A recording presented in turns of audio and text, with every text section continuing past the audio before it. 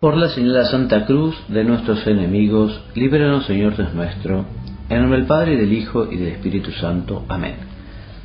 Queridos hermanos, vamos a meditar la Secunda Clementis, un texto del siglo II.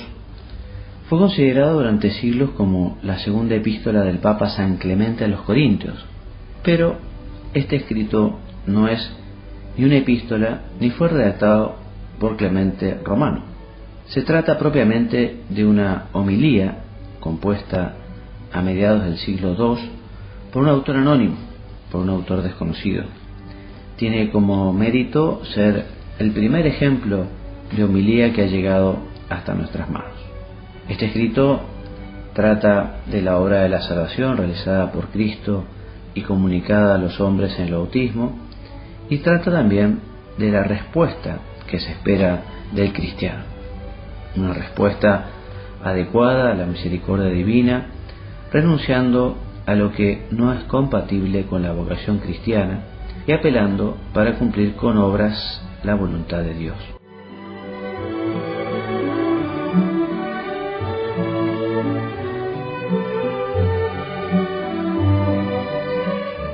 Voy a leerles ahora concretamente un texto breve que podemos titular Cumplir la voluntad de Dios. Y dice así esta Secunda Clementis, esta homilía anónima del siglo II. Jesús mismo nos dice: el que me confiese delante de los hombres, yo también lo confesaré delante de mi Padre. Esta es nuestra recompensa, si confesamos a aquel por medio del cual hemos sido salvados. ¿Y cómo podemos confesarle? Haciendo lo que dice, no desobedeciendo sus preceptos y honrándolo no solo con los labios, sino con todo el corazón y con toda la mente. Dice también en Isaías: este pueblo me honra con los labios, pero su corazón está muy lejos de mí. Por lo tanto, no nos limitemos a llamarlo Señor, pues esto no nos salvará. Dice, en efecto, no todo el que me dice Señor, Señor, se salvará, sino el que obre la justicia. Así pues, hermanos, confesémosle con las obras, amándonos mutuamente, no cometiendo adulterio y sin murmurar ni envidiarse los unos a los otros, sino siendo continentes, misericordiosos y buenos. Debemos compadecernos mutuamente y no ser avaros. Confesémosle con estas obras y no con las contrarias. No es necesario temer demasiado a los hombres, sino a Dios. Por ello, si vosotros obráis tales cosas, el Señor dijo: aunque estéis reunidos conmigo en mi seno, si no cumplís mis mandamientos, os rechazaré y os diré: apartaos de mí, no os conozco, no sé de dónde sois, obradores de iniquidad. Hermanos, luchemos sabiendo que el combate está en nuestras manos, y que muchos navegan en los combates corruptibles, pero no todos son coronados, a no ser que se hayan esforzado mucho y hayan luchado bien. Así pues, luchemos para que todos seamos coronados. Corramos el camino recto, el combate incorruptible. Naveguemos muchos hacia él y combatamos para ser también coronados. Y si todos no podemos ser coronados, lleguemos siquiera a estar cerca de la corona. Por tanto, mientras estemos en la tierra, arrepintámonos. Somos barro en manos del artífice, como el alfarero cuando modela un vaso y éste se tuerce o se rompe en sus manos, lo vuelve a modelar de nuevo. Pero si ya lo ha echado al horno de fuego, ya no lo puede arreglar. Así también nosotros, mientras estemos en este mundo, arrepintámonos de todo corazón y de todas las maldades que cometimos en la carne, para ser salvados por el Señor mientras hay tiempo de conversión. Después de salir de este mundo, ya no le podremos confesar ni convertirnos. Hermanos, alcanzaremos la vida eterna haciendo la voluntad del Padre, guardando pura la carne y observando los mandamientos del Señor. Pues dice el Señor en el Evangelio: si no guardáis lo pequeño, ¿quién os dará lo grande? Pues os digo que el fiel en lo pequeño es también fiel en lo mucho. Viene pues a decir: guardad pura la carne e inmaculado el sello para recibir la vida eterna. Y hasta aquí el texto de esta Secunda Clementis, que nos invita justamente a cumplir la voluntad de nuestro Padre Dios.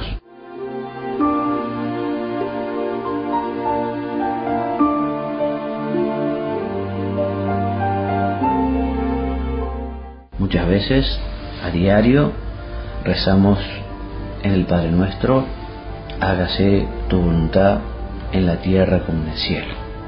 Y nosotros allí pedimos en la oración cumplir la voluntad de Dios en la tierra, tan pronta y tan perfectamente como se cumple en el cielo, como lo han cumplido los ángeles, como lo han cumplido los santos que gozan de la presencia del Señor.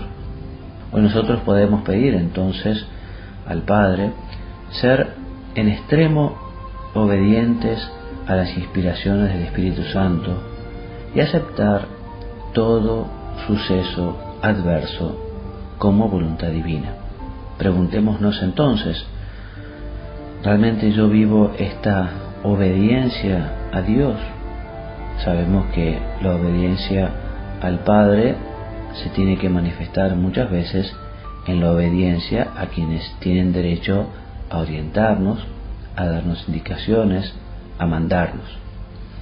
Todos experimentamos la rebeldía que supone muchas veces la obediencia, en el sentido de que debido a esa inclinación que tenemos hacia el pecado, fruto del pecado de nuestros primeros padres, que fue un pecado de desobediencia, que fue un pecado de orgullo, que fue un pecado de vanidad, quisieron hacerse como dioses, a nosotros también nos cuesta obedecer, nos cuesta. Por eso hoy queremos pedir de un modo particular al Señor que nos dé esa humildad, esa sencillez, incluso a veces, esa heroicidad para obedecer prontamente, para obedecer sin quejarse, para obedecer con alegría. Evidentemente conviene que nuestra obediencia sea dialogada, inteligente. Cuando a veces uno no comprende del todo aquel mandato, aquella sugerencia, aquella indicación, es lógico y conveniente que uno pregunte. También la Virgen María, cuando recibió el mensaje del arcángel San Gabriel, ella preguntó: ¿cómo ha de ser esto si yo no conoceré ningún hombre? En el sentido de que la Virgen no encontraba justamente la relación entre el pedido del ángel y aquel compromiso que había tomado de permanecer siempre virgen. Entonces, cuando el ángel le explica que ella concebirá por obra y gracia del Espíritu Santo, una vez que ella entendió perfectamente cómo era esa invitación, esa indicación, ese mandato, ese pedido de Dios, entonces: fiat mi secundum verbum tuum, hágase en mí según tu palabra. Nosotros también a veces nos dirán las cosas y quizá no las terminamos de comprender. Entonces uno también, con sencillez, con humildad, con afán de entender, uno pregunta: ¿y cómo es esto? Y si uno advierte que quizá pueda haber dificultades, problemas, o que quizá aquella persona que nos da una indicación no tiene toda la información, entonces uno explica, dice, manifiesta, y después, en fin, con humildad, lo lógico será que si aquella persona, con esa nueva información, con ese nuevo dato, con esa nueva explicación, nos pide que realicemos aquello, en fin, procuraremos de buen grado realizarlo cuanto antes y lo mejor posible.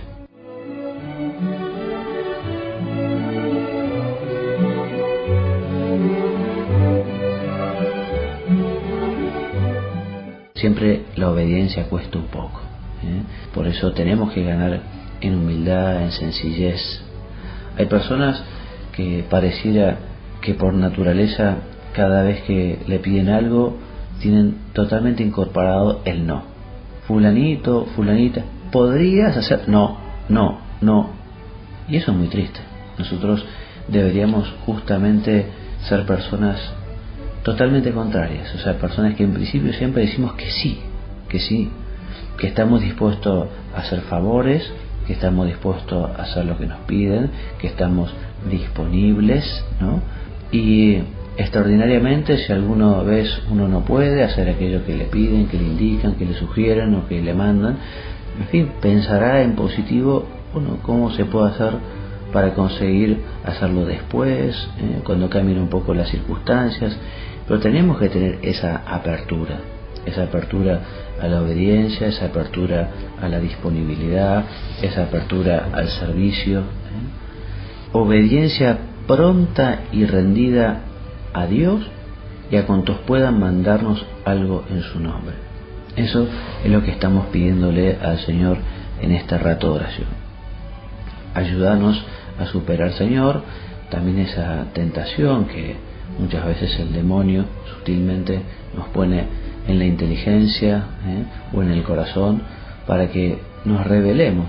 Tratemos de desechar esos pensamientos negativos, a veces para quienes nos dicen las cosas o quienes mandan, quizá en un trabajo, algún superior, quizá en la familia, los padres, quizá en alguna organización.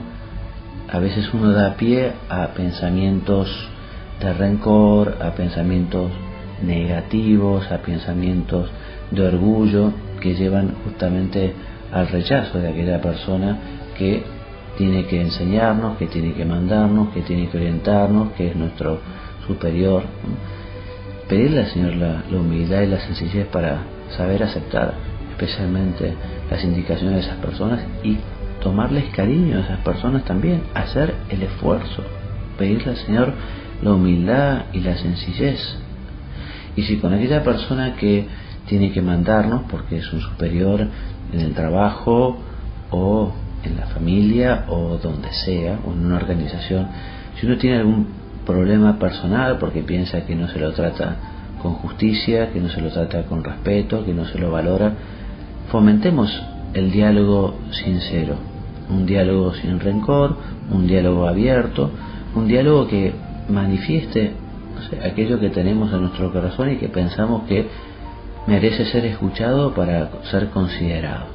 A veces uno se cierra sobre sí mismo y quizá la persona que nos manda, que nos dice, sea en el trabajo, sea donde sea, no es que tenga una especial ánima de adoración, ni mucho menos. Quizá no se da cuenta que a la hora de pedir las cosas no lo hace con la delicadeza que se merecen, a veces tiene una forma un poco tosca.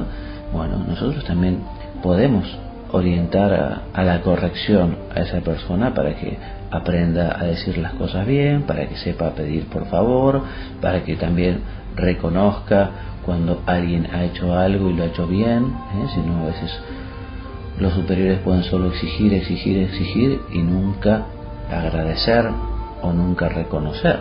Y bueno, si uno le parece que se encuentra en esa situación, y bueno, pensarlo, llevarlo a oración y ver cómo uno puede ayudar a aquella persona que es el superior, que es el jefe, ver si conviene que aquello se lo manifieste uno directamente o a través de otra persona.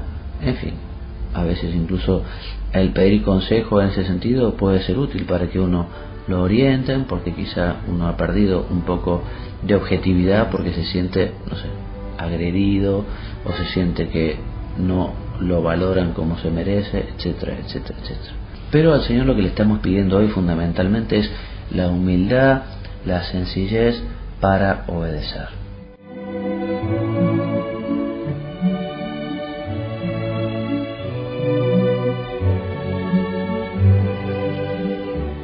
En el compendio del Catecismo nos dice que la voluntad del Padre es fundamentalmente que todos los hombres se salven.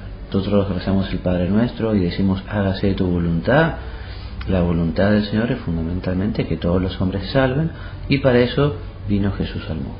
Vino Jesús al mundo, que nos dio ejemplo de una obediencia muy generosa, una obediencia que le lleva a la entrega total de su vida, a morir en la cruz y a derramar hasta su última gota de sangre.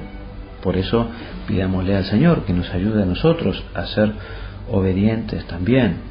¿Cómo podemos conocer la voluntad de Dios? Porque eso es importante.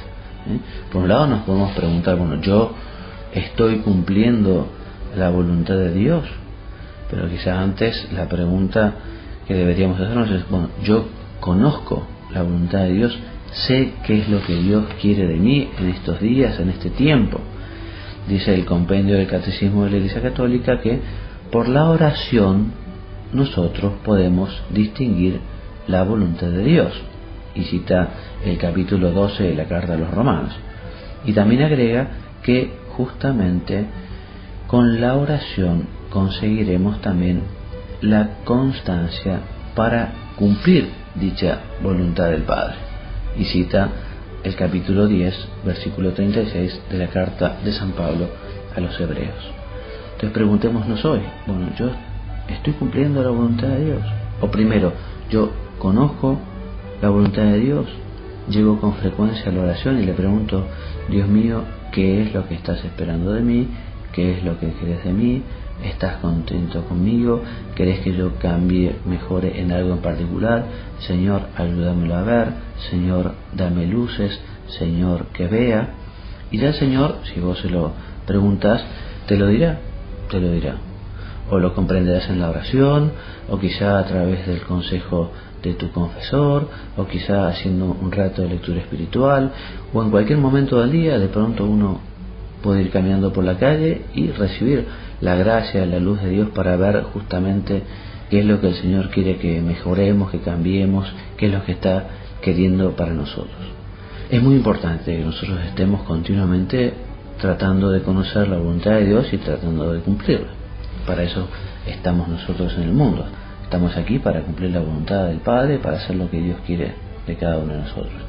Y la verdad que una persona que vive de espaldas a Dios, una persona que vive sin interesarle cuál es la voluntad de Dios, o peor todavía, una persona que rechaza completamente el querer de Dios, es una pena porque no está cumpliendo el sentido de su vida en la tierra, y por lo tanto no será feliz, porque uno solo es feliz cuando uno cumple la voluntad de Dios, solo es feliz cuando uno realiza el proyecto que Dios quiere para cada uno de nosotros.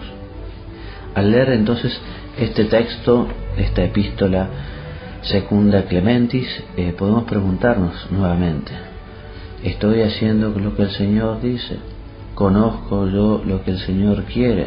También nos invita el texto a que nosotros manifestemos el amor a Dios, el cumplimiento de su voluntad con obras, nos dice el texto.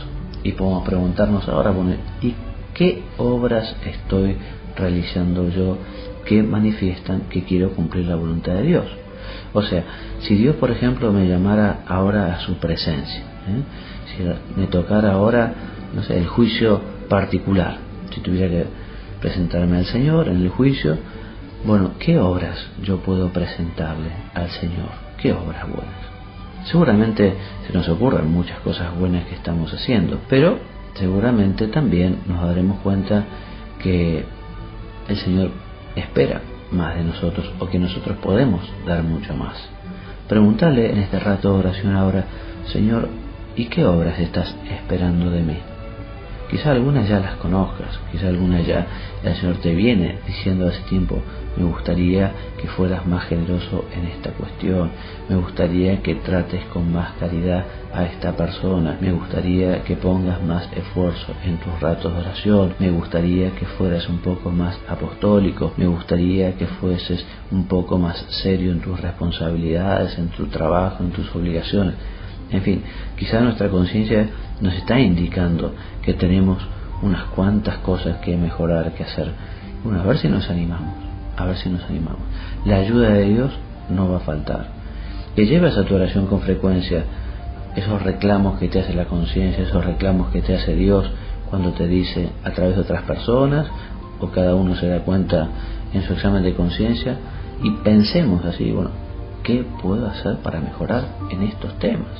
¿Qué pasos tengo que dar? ¿No? Y además de pedirle la ayuda a Dios o a la Virgen o a algunos intercesores, poner algunos medios concretos para conseguir superar aquellos defectos, para conseguir alcanzar aquellas virtudes.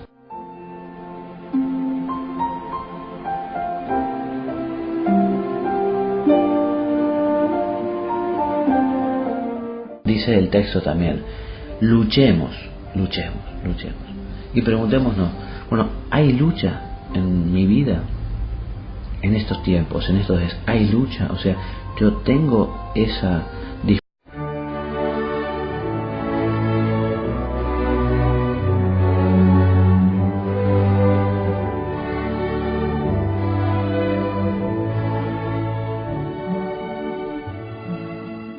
Por la señal de la Santa Cruz de nuestros enemigos, líbranos, Señor Dios nuestro, en nombre del Padre, y del Hijo, y del Espíritu Santo. Amén.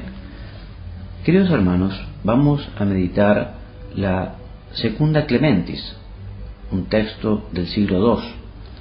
Fue considerado durante siglos como la segunda epístola del Papa San Clemente a los Corintios, pero este escrito no es ni una epístola ni fue apelando para cumplir con obras la voluntad de Dios.